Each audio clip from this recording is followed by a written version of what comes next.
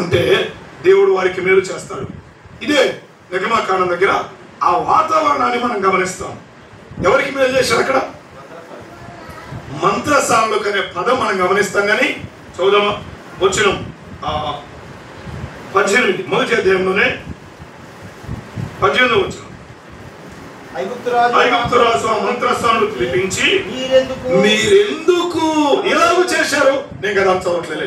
మీరెందుకు ఇలా చేశారు అంటే, నేను చెప్పిన ఆజ్ఞను మీరు ఎందుకు అంగీకరించలేదు, అనుసరించలేదు అని దాని భావన. కానీ వారు ఎందుకు అనుసరించలేదు?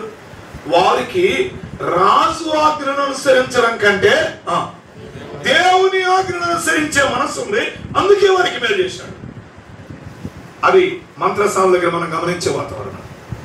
దేవుని ఆజ్ఞను అనుసరించే మనస్సు మంత్రసాలకు ఉంది. ఈ రాత్రి నీ మనస్సు ఏ మనస్సు? దేవుని ఆజ్ఞను అనుసరించే మనసా, మనుషుల ఆజ్ఞను అనుసరించే మనసా? దేవుని ఆజ్ఞను అనుసరిస్తే మేలు నీ సొంతం. దేవుని ఆజ్ఞను అనుసరించకపోతే చేతులారా కీడు తెచ్చుకుంటావు. మొదటిది, దేవుని ఆజ్ఞను అనుసరించే మనస్సు ఉంటే చాలు. ఈ మనస్సు రావడానికి కావాల్సిందని తెలుసా? ఈ మనస్సు మనకు కలగాలంటే మనలో ఏముండాలి? అక్కడే చూద్దామా వచనం